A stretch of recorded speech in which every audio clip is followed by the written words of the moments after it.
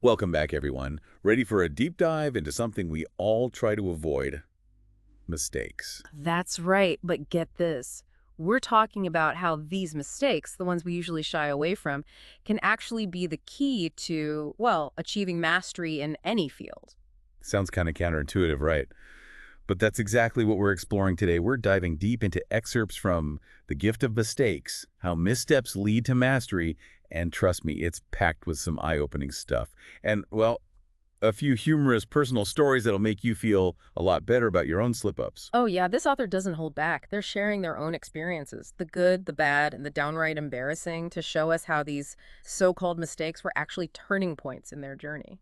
So let's get right to it. Why should we celebrate making mistakes? What's the gift in these blunders? The book really nails it by saying that mistakes, they're not setbacks. They're not these big red stop signs. They're more like detours, essential detours that lead you to this true mastery. Interesting analogy. So it's not about avoiding mistakes altogether. It's Mm, about using them to our advantage. exactly. And the author lays out this really practical two-step process for reframing how we view those mistakes. First, you just got to acknowledge the mistake. No judgment, no beating yourself up. Just accept it happened. We've all been there. Okay, makes sense. Own the mistake. What's step two? This is where the magic happens. You shift your focus from what happened to why. That why is like a gold mine of learning. I see. So instead of dwelling on the what I messed up, we dive into the why. Okay, but why did that happen? That's a good point. But how do we practically do that? Like, how do we actually analyze our mistakes without getting lost in the self-blame spiral? Well, the book gives us this really neat framework, right? It's all about asking yourself some key questions after a mistake. Things like, what assumptions did I have going into this? Or what factors, maybe external factors, played a role? And this is a big one. Yeah. What can I learn from this, to avoid making the same mistake again? So it's turning a negative into a positive, a learning opportunity. Exactly. And the book really brings this concept to life with some pretty memorable stories. The one that really stuck with me was the disastrous dinner party. Oh, yeah. I remember that one. That was a good one. Our listeners would love to hear this. Okay, so picture this. The author is having this fancy dinner party, important guests, the whole nine yards. They decide to try a new recipe, something ambitious, complicated. You can see where this is going, right? Oh, I can definitely see where this is going. Well, of course, everything that could go wrong does go wrong. The dish is a total flop, the kitchen's a disaster zone, guests are about to arrive, and the author is, well, freaking out. Oh, no. I would be a complete mess. What did they do? How did they salvage that situation? So instead of giving up or, trying to pretend everything's fine, which we all do sometimes, they took a step back, like a deep breath. They assessed the situation, came up with a plan B, ordered some takeout, a reliable fallback, cleaned up the kitchen chaos, and most importantly, they sat down and thought about what went wrong with the recipe. Smart. So they didn't just fix the immediate problem. They used it as a chance to learn. Exactly.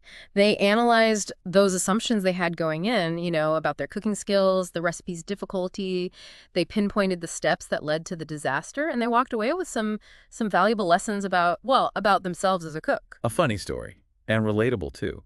It highlights that adaptability and that learning from those unexpected moments. But how does this whole gift of mistakes idea tie into something else we've been talking about? The growth mindset. Mm. Our listeners are really digging into that topic, too. Oh, that's a great connection. The book makes it super clear that embracing mistakes is like a fundamental part of having a growth mindset. It's about looking at challenges as opportunities to grow. Mm. Recognizing that you're not stuck with the abilities you have now. They can be developed, you can improve. And yeah, part of that process is going to involve making mistakes along the way. Right. It's not just learning from specific mistakes, but Yeah. cultivating a mindset that embraces the whole learning journey, bumps and all. Exactly. It's a journey, not a destination. Love that. So let's get practical. What are some takeaways our listeners can start applying right now in their own lives? Number one, normalizing mistakes, especially if you're a leader. Create a culture and environment where people feel safe admitting their mistakes and learning from them. Encourage those open discussions about, what went wrong, how to improve. Yeah, I can see how that fosters a more supportive and productive workplace. People aren't afraid to try new things. Absolutely. And another one, the power of reflection. Take some time regularly to just think about your experiences, both the successes and the failures. Ask yourself, what went well? What could have been better? What did I learn from this? Consistently reflecting like this can help you see patterns in your mistakes, and then you can come up with strategies to improve. So instead of fearing mistakes, we can see them as valuable data points on our path to mastery. That's a pretty powerful shift in perspective. It really is. It's like changing your mental software. I love that. Changing your mental software. Now, for our listeners out there, think about this. What's one mistake you've made that, looking back through this new lens, might actually hold a hidden lesson about topic relevant to listeners' sources? Keep that question in mind as you continue exploring the power of those inevitable mistakes. Some great food for thought, isn't it? It is. Thanks for joining us today for this deep dive. Until next time, keep learning, keep growing, and don't be afraid to make a few mistakes along the way. They might just be your greatest teachers.